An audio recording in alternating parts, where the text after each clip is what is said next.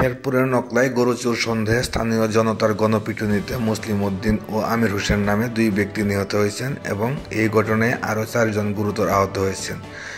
রবিবার রাতে উপজেলার দক্ষিণ নকলা এলাকায় এই ঘটনা ঘটে। নিহত মুসলিম ঝিনাইগাতী উপজেলার নলকুড়া ইউনিয়নের গুমরা এলাকার মৃত মইজুদ্দিনের ছেলে ও আমির হোসেন মৃত নূর মোহাম্মদের ছেলে।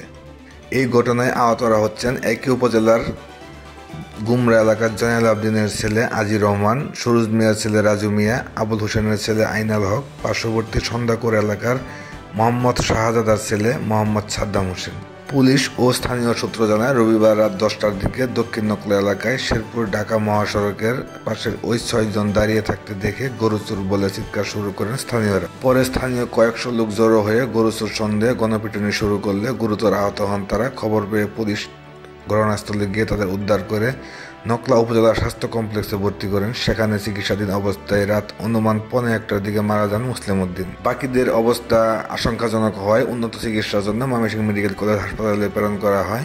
আজ সোমবার দুপুরে ময়মনসিংহ মেডিকেল কলেজ হাসপাতালে চিকিৎসাধীন অবস্থায় মারা যান আহত আমির হোসেন। রাতেই ঘটনাস্থল পরিদর্শন করেছেন পুলিশ সুপার মোহাম্মদ আমিনুল ইসলাম। এ ব্যাপারে নকলা থানার ভারপ্রাপ্ত কর্মকর্তা হাবিবুর রহমান বলেন, নিহত মুসলিম উদ্দিনের মরদেহ উদ্ধার করে জিডি মূলে জেলা সদর হাসপাতাল মর্গে পাঠানো হয়েছে।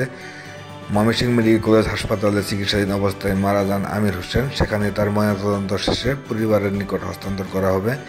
এই ঘটনায় নকলা থানায় মামলা দায়েরের প্রস্তুতি চলছে।